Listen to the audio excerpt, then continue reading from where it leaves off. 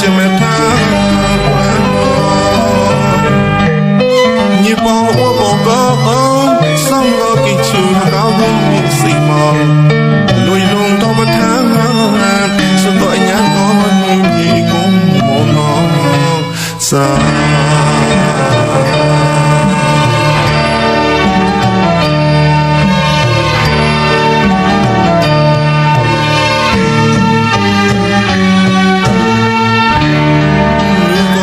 Hãy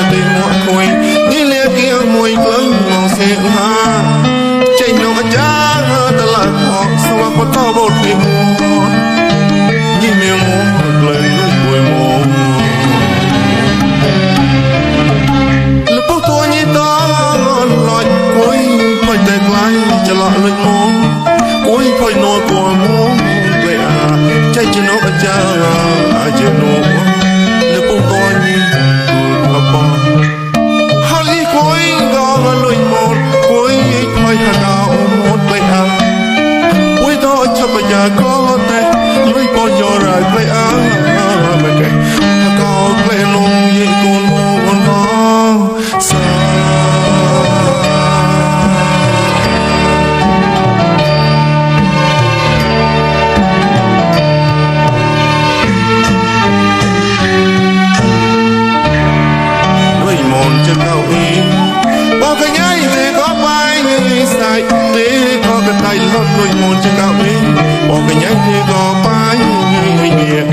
để không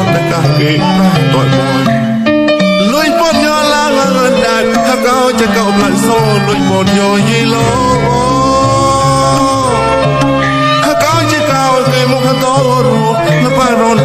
lỡ